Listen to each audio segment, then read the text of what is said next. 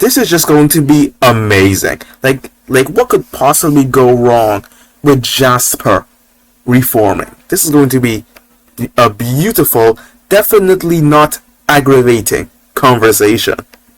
Welcome to the very first episode of Arcanus Reacts. Now, we have a very interesting video today titled Steven Universe Infection AU Lore Explained by Orseofkorse. Now, I picked this video for two reasons. One, I love Infection AUs. I used to watch a few in the past and I thought I should share my view on them with you guys. And the second reason is, Steven Universe fan. Used to be a fan of it for like a few years. I still am. Wait, I didn't used to be a fan. I still am a fan. I'm still in the community.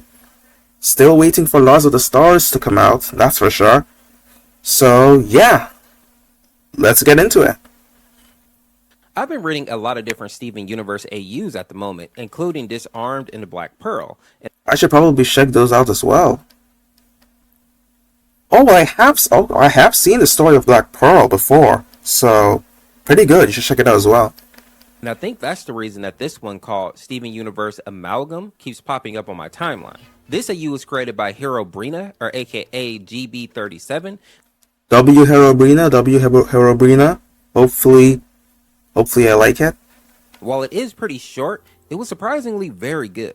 Now, the first thing that we learned in this AU is what the infection actually is, but there is a bit of a twist here. Normally, we have some kind of virus that turns our characters into mindless zombies or just killing machines. But in this AU, we have something called Amalgam, which is a mercury-based alloy that was widely used in like dental fillings back in the day.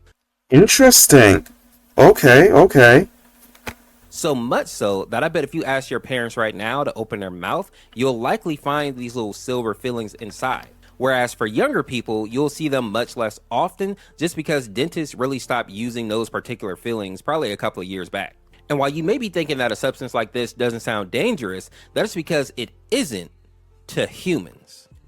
So I'm assuming that the idea of this AU is that this substance is going to be like rotting the gemstones, I suppose. This alloy comes into contact with metals such as gold or precious gems like pearls and opal. These materials will actually start to degrade. Okay. Alright, okay, so I was on the right track. And since Steven Universe is all about crystal gems, I'm sure you can start to piece together why this substance is really bad news. Of course. Now, as we start going through some of the stages, the gem that is used in the example is Lapis, who is happy and healthy here, but once they come into contact with the amalgam, they start to get symptoms, which include dizziness, a weakened body, and powers, on top of getting a fever and feeling like they need to throw up. And one small detail that is a really big deal is that once the amalgam gets onto a gem, it's almost impossible to get it off. Well, so that wouldn't be a surprise. I mean, what can you do? It's not like you could, cut it off because, the gem would just get cracked or shattered. And the reason that this is bad is because at stage 2, the amalgam starts to spread and eat away at the gemstone. The gem will slowly start melting away and leaking mercury from their wounds. Wow. As you can imagine, this is very painful, but the gems will also start to lose their senses and the use of their abilities. After a few days, the gem will move over to stage 3, and this is where they will... At that point, it's just wraps, honestly. It's legitimately just wraps. Like, look, it's legitimately just wraps at that point. I'm so sorry. Like, something that I've seen in a lot of these infection AUs is how, like, the friends and family of, like, the people who are already infected and reached a point beyond, they still try so hard to, like, get through to them, at least with the infection AUs that I've seen, and it honestly pisses me off, because it's like, they're gone. They're literally gone. So why are you risking infection when you should be shooting, and just running? But hey, I get it. I mean, emotional bonds and such, but still, I always found that so confusing. Lose all rational thought and begin to act aggressively. All the while, the body continues to degrade and basically eats itself. The final stage is stage 4, and while they don't have a lot of information about this one yet, we do know that most of the gems that make it to this point lose their lives, and their behavior is hard to predict. Some will continue to be aggressive and violent, but others can be calm or be like completely terrified. So basically just mindless dead zombie at that point. Ah, amazing.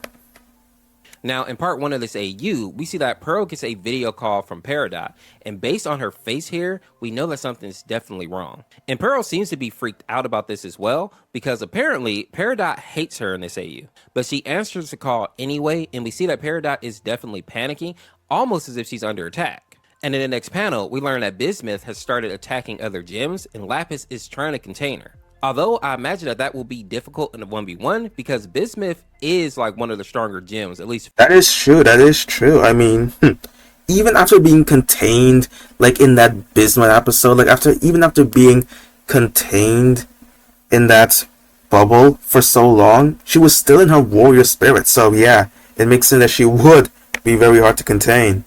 Physically. And seeing that they're low on time, Peridot tells Pearl to get over there now, ending the call. And understanding how bad things are, Pearl immediately warps over, and as she's walking around looking for Peridot, she hears a crack. And when she looks down, we see that she has stepped on a gem, and we learn that this is actually Jasper. Jasper? What was Jasper? What could Jasper possibly be doing here? Okay. Okay, so I see that Pearl's wearing the outfit from Steven Universe Future. Okay, so this takes place in Steven Universe Future. You see, it was a bit hard at first to figure out where in the timeline this took place, because that's what I was thinking about the entire time. I'm going to be extremely honest with you guys. I was trying to piece together where in the timeline this AU was taking place. Okay, so it's taking place in future, apparently. But she doesn't have time to wonder what happened because Peridot calls out to her. In this panel, we learn that Bismuth actually got into a fight with Jasper, which is why they got poofed. And wow. Wow. Now Lapis is fighting Bismuth one-on-one. And since she can control water, she may be the best person to actually hold off Bismuth right now, especially since she can keep her distance. Next, we get our first look.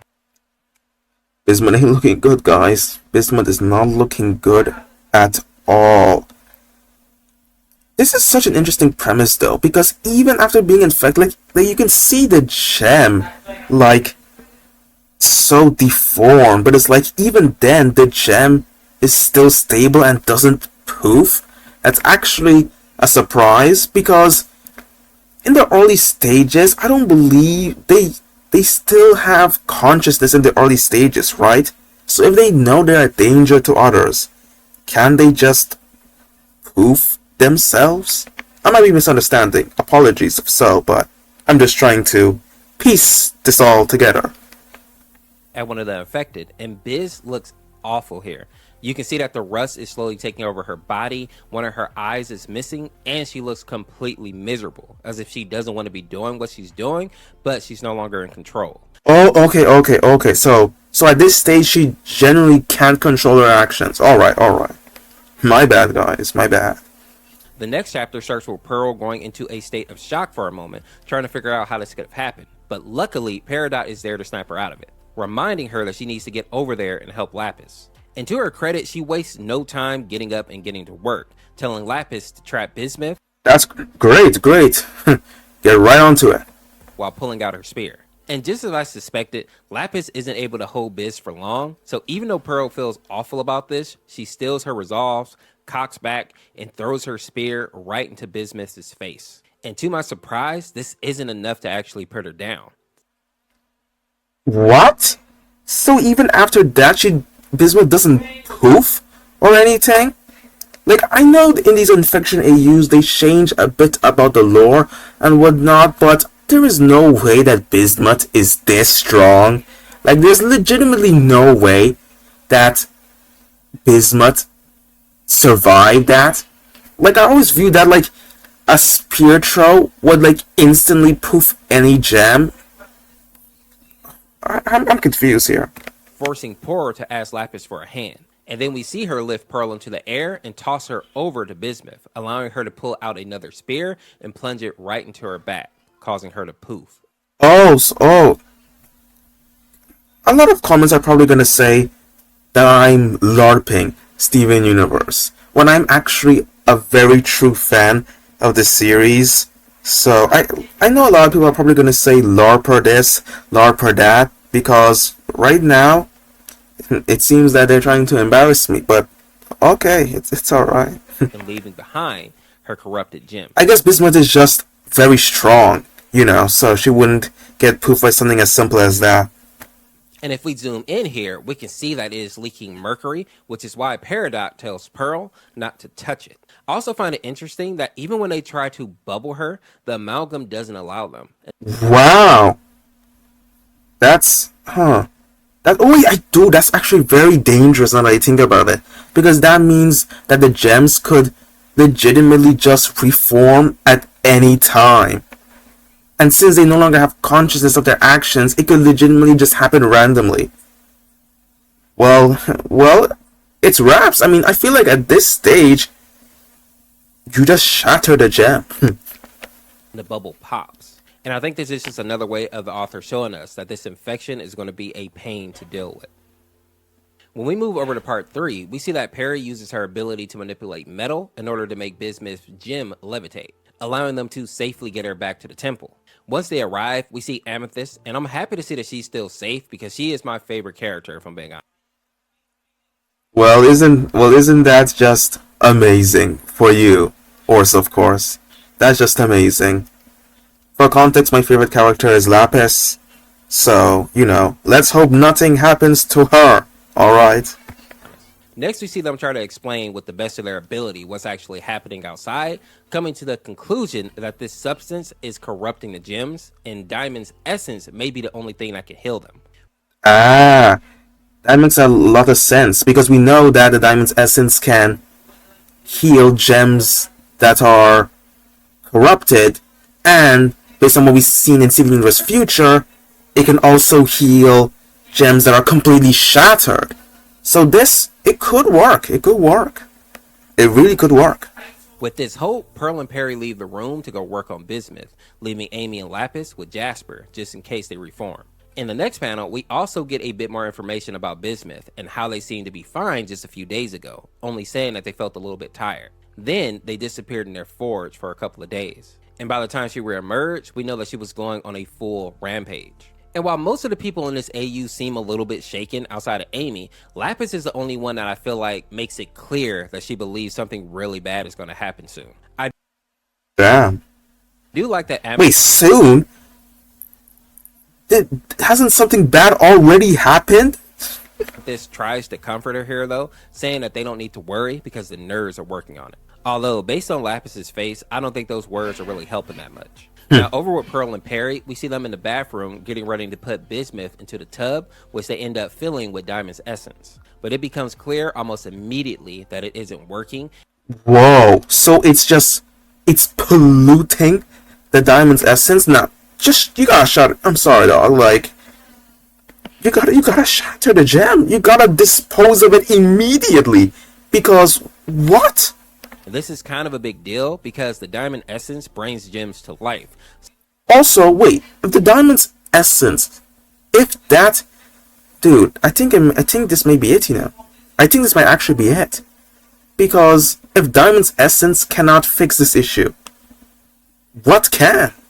So for it to have no effect doesn't bode well for our heroes here.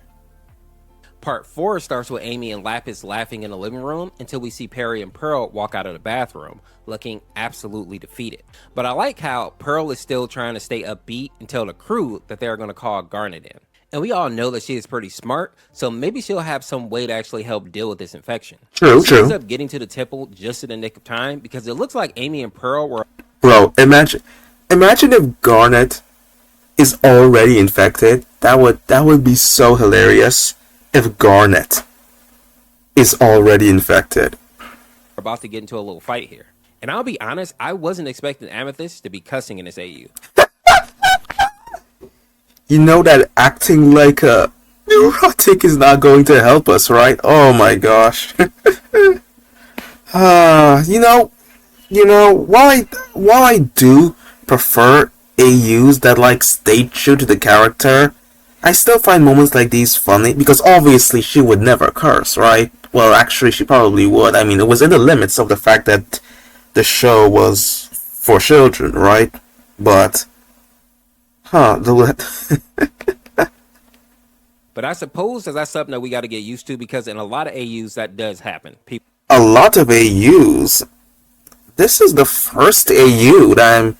That's the, well, at least the first infection element. This is the first infection AU in which a character is using such language. I'm gonna be honest. start cussing. Now, when Garnet walks into the room, we see Perry run and hug her, happy to have a competent Jim on board, and also promptly letting her know that they're all gonna die. And I love how So Garnet is safe. Garnet is okay. That's good. That's good. Garnet doesn't panic at all, bringing that stoic attitude to the situation, simply asking for more information. And over the course of the day, they do just that, only for Garnet to tell them that she's never actually seen something like this. Well, that's not helpful at all, but okay. And this part here really stood out for me. We see Amy say that maybe they should call Steven. Wait, where is Steven in this? Oh, does this take place after Steven has left Beach City? Ah, okay.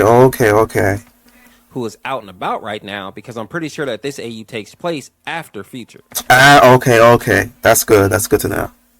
Pearl quickly shuts that down, saying that they shouldn't put him in danger. And while Amy points out that Steven isn't a kid anymore and likely could help them here, they also have to remember that since he's half Jim, he could also get infected. Oh, that's true. That's very true. And Steven has already been through so much, And while regular gems just rust and melt away, we get a small glimpse into what it may look like if Steven got sick, and his flesh literally starts to melt. Wow, well, best to avoid that. Or be torn apart. And honestly, I think they make the right call by leaving him out of this for now. Oh, so honestly, that's a dumb move in my opinion, because I feel like this is a life or death scenario. So, it would be good to call him. But all right. Or at least until they get more information about this infection. But put down what you think in the comments. Do you think they should call Steven, or do you think they should leave him alone? They should call Steven, bro. They should call Steven. Unless they want to risk death. Am I insane here? I just want to know. Because why would you leave out literally the MC? Why would you leave the MC, the guy, out of this? On for right now. After that discussion, we see Jasper's gem start to float into the air, and then she begins to reform. This is just going to be amazing. Like what could possibly go wrong with Jasper reforming? This is going to be a beautiful, definitely not aggravating conversation. And I find it interesting that Lapis doesn't look thrilled about this at Why would Lapis look thrilled? all. And I'm not sure if this has to do with their history, or maybe she's feeling guilty about not being able to save her in the fight against Bismuth. In the next chapter, everyone seems to be shocked to see Jasper, and I can only assume it's because they didn't know what to expect with her return. Garnet seems to be the only one that really welcomes her back. Interesting. While Lapis is curled up in the bed here, seemingly depressed. And even when Perry comes to check on her, she doesn't really respond, leaving Perry looking distressed, but not knowing what she can do to actually help. And then we see Lapis begin to cry throughout the night. The next morning, she wakes up and she makes her way downstairs, only to be met by Jasper, who... This is so hilarious. This is actually so hilarious. Well, let's see how this conversation goes.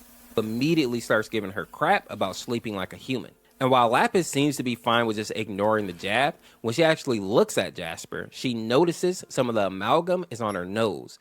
Yep, shout to her. Genuinely just shout to her. No one likes Jasper anyways, okay? No one likes Jasper anyways. So just shatter her. Right here, right now. Meaning that Bismuth didn't just poof her, but was actually able to infect her. Shatter her. Even though she claims to be fine, Shatter her. she's definitely not. Shatter her. Or she won't be for very long. But she's convinced that a little liquid won't be able to stop her. Although, based on Lapis's face here, she knows exactly what we know. And wanting to contain Jasper, she uses the water from the sink in order to put Jasper in chains. Good job. Good job. Just amazing job. Good job, Lapis. You see, this is why she's my favorite character. She's smart and genuinely just does not care. Which she is clearly not happy about. And she tells Lapis that she really hasn't changed. Man, shut your... Man, just zip it, Jasper. Just zip it.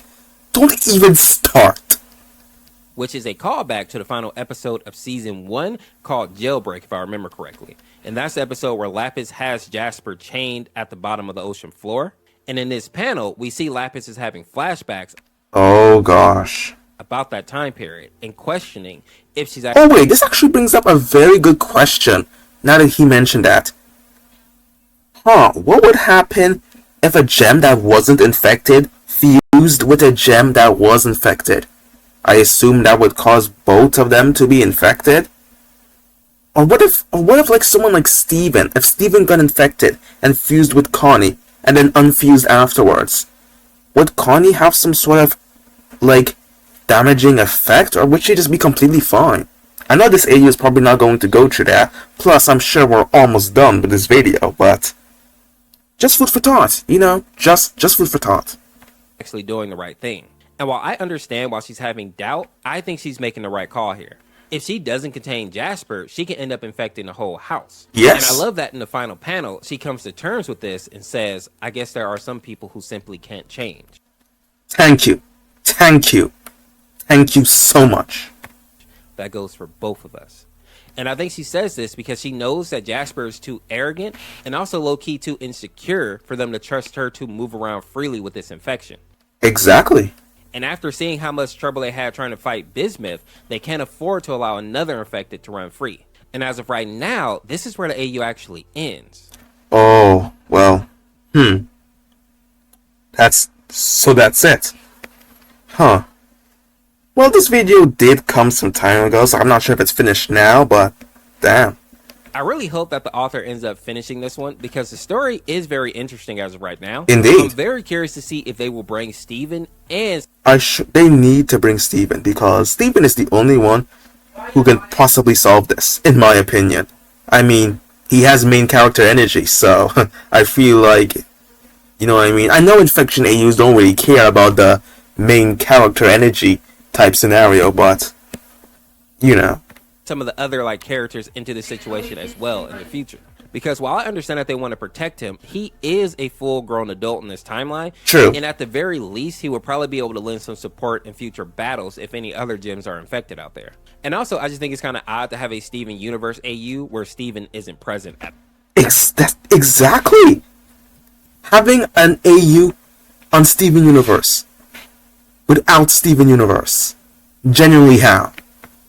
But with that being said, if you enjoyed this video, check out this video on the screen here. And also let me know if you want to see some more Steven Universe. Okay, well, that was amazing. I liked it. An 8 out of 10. That's what I'm going to rate it, an 8 out of 10. And yes, you should get used to this. I will be rating these infection AUs. Yes, I will be rating them as we go along in the future of the channel. So I hope you guys like my reaction. This was my first time doing any sort of reaction, so, you know, comment down below any advice, and if the mic sounds weird, then, you know, I tried my best, but, like, I'm limited with the tools that I have at the moment, so hopefully you guys can, you know, bear with me. Anyways, I'll see you in the next one. Goodbye now.